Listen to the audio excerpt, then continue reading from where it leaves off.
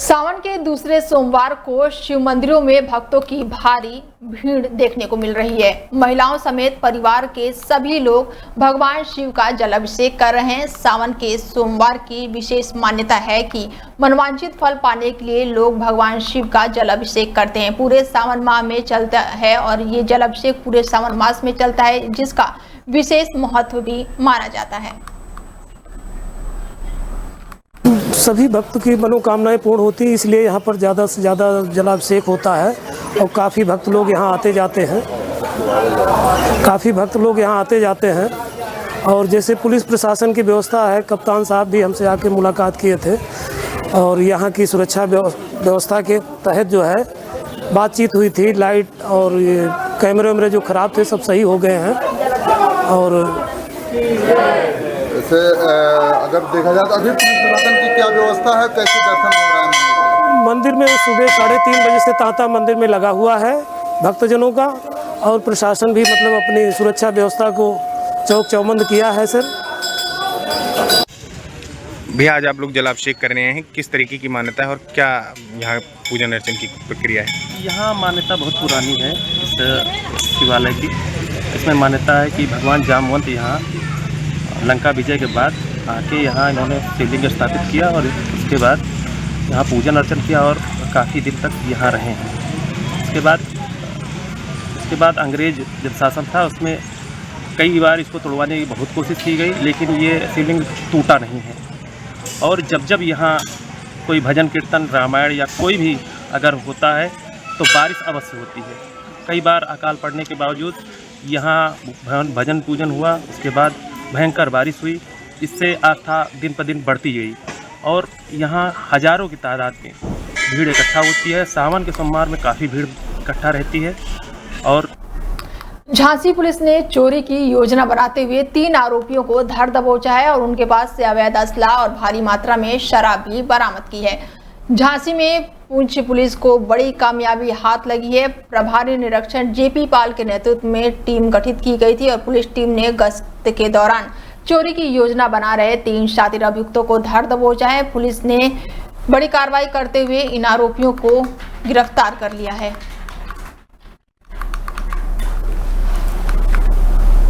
खबर यूपी के हरदोई से है, जहां पर कांवड़ यात्रा देखने को मिल रही है और धूमधाम से कांवड़ियों की यही यात्रा सभी को मंत्रमुग्ध कर दे रही है। बुलडोजर पर कमांडो के साथ सवार मुख्यमंत्री योगी आदित्यनाथ का प्रतिरूप भी देखने को मिल रहा है।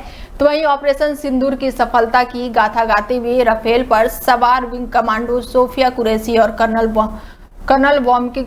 वामिका भी देखने को मिल रही है। इसके साथ ही भगवान शंकर का तांडव नृत्य करते हुए शिव भक्त लगातार देखने को मिल रहे हैं। वहीं माता काली और दैत्य का वध करते हुए भी नजर आ रही हैं और भी तमाम तरह की झांकियां और करतब दिखाते हुए लोगों को काफी मंत्रमुग्ध कर रहे हैं। ये शिव भक्त हरदोई के राजघाट से गंगा जल लेकर शिव मंदिर से सोमवार सुबह जलाभिषेक करने पहुंचे हैं ये शिव भक्त।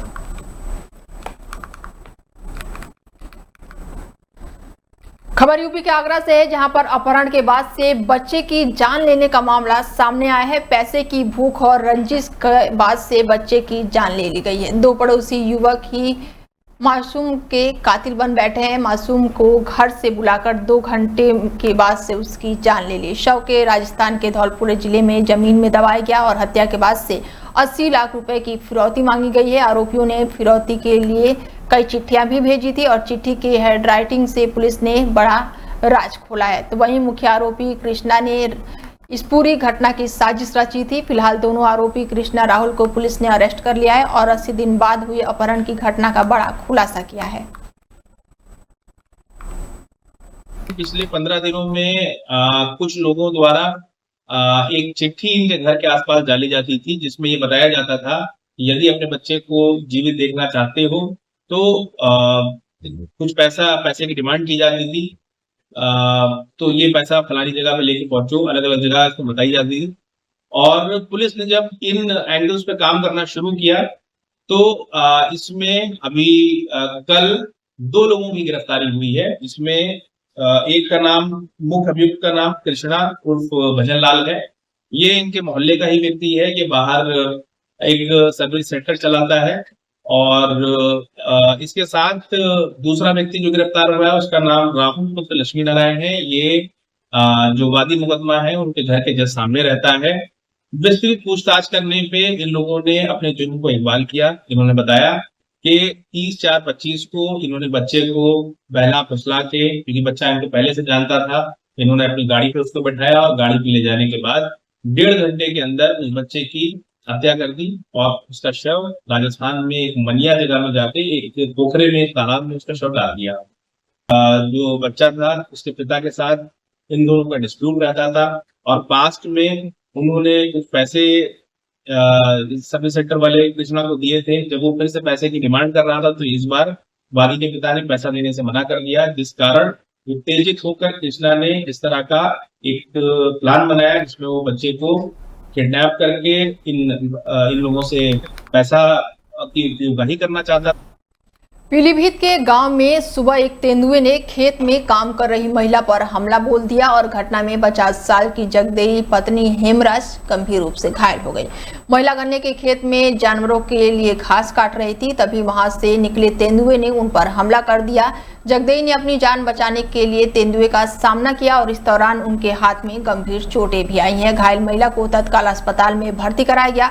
सूचना मिलते ही वन विभाग के अधिकारी अपनी टीम के साथ मौके पर पहुंचे। पीलीभीत के ग्रामीण इलाकों में वन जीवों की दहशत बनी हुई है और इसी क्षेत्र के न्यूरिया थाना के अंतर्गत मेमावतपुर में 9 जून को एक बाघ ने किसान को मौत के घाट उतार दिया था और अब बाघ की दहशत कम होते ही तेंदुए ने दस्तक दे दी है। पीलीभीत टाइगर रिजर्व के डिप्टी डायरेक्टर मनीष सिंह ने कहा कि वन्य जीव के हमले की जानकारी मिलते ही जांच के लिए स्टाफ को मौके पर भेजा गया है। क्षेत्र में कभी बाघ तो कभी तेंदुआ मानव आबादी के करीब पहुंच जाते हैं। मौके पर थाना प्रभारी सुभाष भी पहुंचे और जिसके बाद से इलाके के कई गांव इन दिनों बाघिन की दहशत से जूझ रहा है।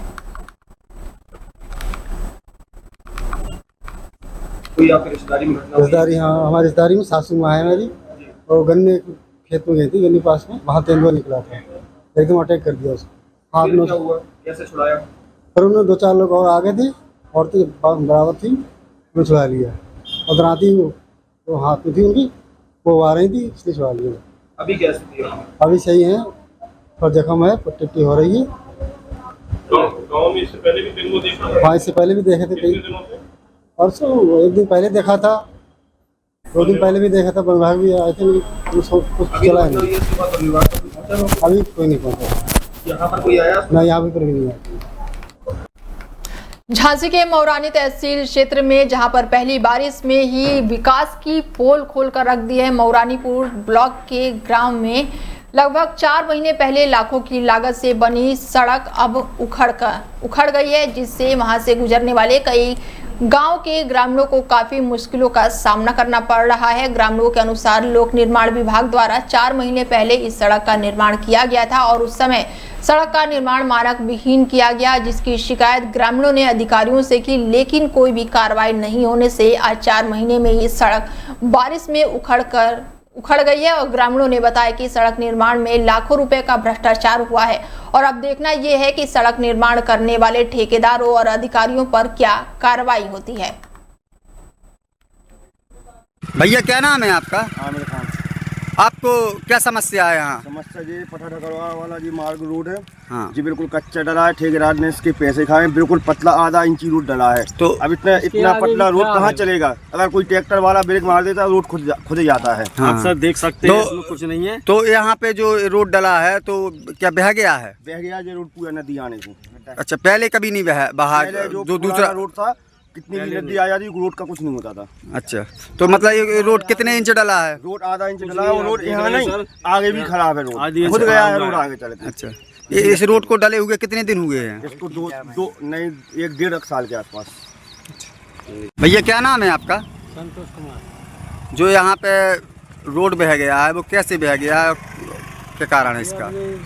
कहाँ से पानी इसमें ज़्यादा आ गया, इसलिए बह गया। हाँ, तो आपको क्या परेशानी होती है यहाँ से निकलने में? हमको ये परेशानी होती है कि यहाँ से हम लोग ऑटो निकालते हैं तो दिक्कत होती है, बच्चे उठाते हैं स्कूल के संस्कार अकेडमी के। अच्छा, तो बच्चे उतारने पड़ते हैं, कभी टैक्सी भी धंस जाती है। अच्छा, तो मतलब ये रोड आपने इस रोड की भी कहीं शिकायत नहीं की है कि मतलब बह गया है? इसका पानी कल ही तो खत्म हो गया है। तो आप सरकार से क्या मांग चाहते हो? चाहते हैं कि इसको सही कराया जाए। 1 इंच भी नहीं गलत। खबर यूपी के मुजफ्फरनगर से है, जहां पर श्रद्धा भक्ति का अद्भुत नजारा देखने को मिला है। 4 साल की मासूम बच्ची कांवड़ लेकर पहुंची है और नन्ही बच्ची को देखने के लिए श्रद्धालुओं की भारी भीड़ देखने को मिल रही है। क्षेत्र में चर्चा का केंद्र बन रही है। अब ये नन्ही बच्ची परिवार संग हरिद्वार से पैदल कांवड़ यात्रा लेकर निकली है। हरिद्वार से मेरठ तक नन्ही बच्ची पैदल यात्रा कर रही है। इसके साथ ही नन्ही बच्ची अब पूरी तरह से आस्था और साहस को देखते हुए राहगीर भी मंत्रमुग्ध हो गए। मुजफ्फरनगर का शिव चौक का ये नजारा बताया जा रहा है।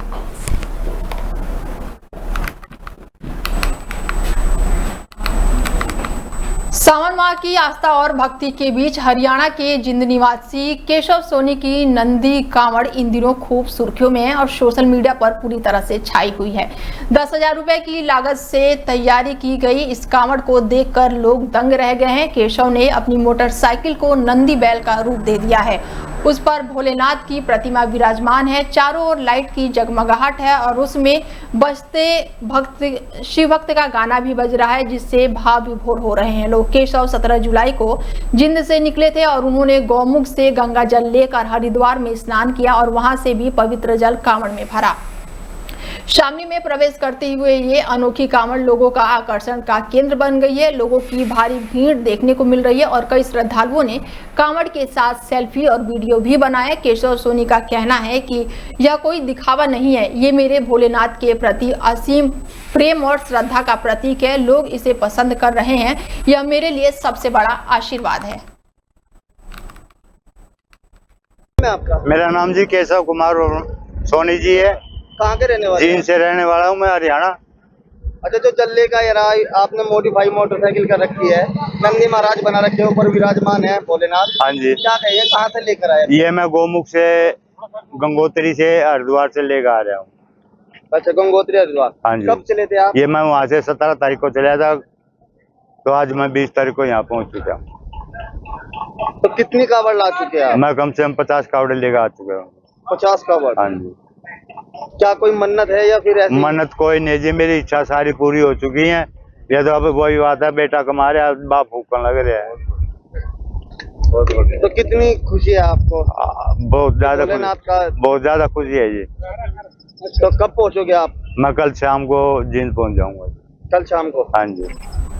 तो जो ये आकर्षण का केंद्र बनी हुई, आपने लाइटें वाइटें सजा रखी है, कितना खर्चा है? इसके ऊपर 10,000 रुपये खर्चा आ जाता है। 10,000 रुपये? हाँ जी। यूपी के रामपुर में ड्रोन कैमरे को लेकर ग्रामीणों में दहशत का माहौल देखने को मिल रहा है। पुलिस प्रशासन पूरी तरह से अलर्ट मोड पर है। उत्तर प्रदेश के जनपद रामपुर में पिछले कई दिनों से लगातार जनपद के कई ग्रामीण इलाकों में रात्रि को ड्रोन कैमरे उड़ते हुए दिखाई दे रहे हैं, जिससे ग्रामीण इलाकों के लोगों में काफी बुरी तरह से दहशत का माहौल बना हुआ है। लोगों का तो यहाँ तक कहना है कि जनपद में चोरी की घटनाओं को अंजाम देने के लिए चोरों द्वारा लोगों के घरों में चोरी करने के लिए ड्रोन कैमरे का प्रयोग किया जा रहा है, जिससे लोग भय के माहौल में जी रहे हैं। लेकिन दूसरी ओर जनपद पुलिस ने पूरी तरह से सतर्क नजर आ रही है, लगातार सर्च कर रही है। किसी भी तरह का किसी भी व्यक्ति को कोई नुकसान ना हो, उसके लिए लगातार पुलिस प्रशासन अलर्ट मोड पर है। वहीं इस मामले पर जनपद रामपुर के पुलिस अधीक्षक विद्यासागर मिश्र द्वारा मीडिया को दिए गए बयान में कहा गया है कि लोगों को जागरूक करने के लिए दिशा निर्देश भी दिया गया है। पुलिस अधीक्षक द्वारा बताया गया है कि किसी भी व्यक्ति को कोई भी डर की जरूरत नहीं है। लगातार पुलिस अलर्ट है। अगर कोई भी गतिविधि गलत पाई जाती है या फिर संदिग्ध व्यक्ति देखा जाता है तो तुरंत अपने नजदीकी थाना में संपर्क करें।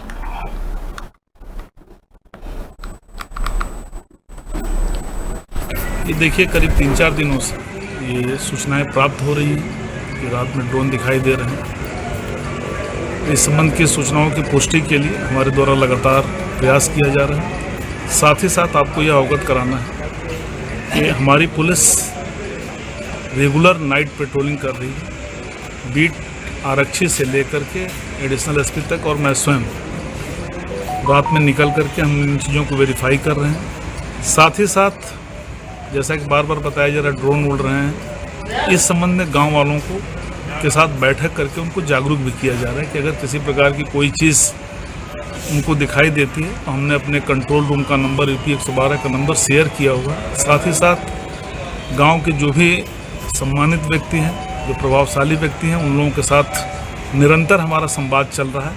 आपके माध्यम से मेरी यह अपील है कि इस तरह के अफवाहों में ना आए। अगर कोई संदिग्ध वस्तु दिखती है तो अपने स्थानीय थाने से संपर्क करें। हमारे द्वारा निरंतर फुट पेट्रोलिंग की जा रही है, रात में गश्त किया जा रहा है और अगर कहीं से कोई सूचना प्राप्त हो रही है तो पुलिस पहुंच भी रही है। ऐसे अफवाहों में आने की आवश्यकता नहीं है। निश्चित रूप से आप पुलिस का सहयोग करें और पुलिस आपके सहयोग के लिए सदैव तत्पर है। सर, बहुत से गाँव में देखा जा रहा है कि ड्रोन के नाम पर लोग फायरिंग भी कर रहे हैं। हाँ, ये गलत है। आपके माध्यम से मेरी ये अपील है कि अगर उनको कोई संदिग्ध वस्तु दिखती है तो अपने स्थानीय थाने से संपर्क करें। खबर यूपी के अमेठी से है, जहां पर समाजवादी पार्टी ने शुरू किया है पीडीए चर्चा अभियान। बीजेपी सरकार पर जमकर हमला बोला गया। सपा नेता प्रियंक हरि विजय त्रिपाठी ने जामू के बीरोपुर गांव में लोगों के साथ पीडीए को लेकर चर्चा की। समाजवादी पार्टी के द्वारा बनाए गए पीडीए गठबंधन के बाद से लोगों को बताया गया कि पीडीए की परिभाषा क्या है। पीडीए को किसी जाति में बांधना गलत है। पी का अर्थ है पीड़ित और साथ ही पिछड़ी जाति, और डी का अर्थ दलितों और दीन दुखियों के साथ देना, और ए का मतलब अल्पसंख्यक है। सपा नेता ने गिनाई अखिलेश सरकार की उपलब्धियां। इसके साथ ही बीजेपी सरकार पर जमकर हमला बोला और कहा कि सरकार जो आप लोगों को राशन दे रही है वो आपके टैक्स के पैसों का है।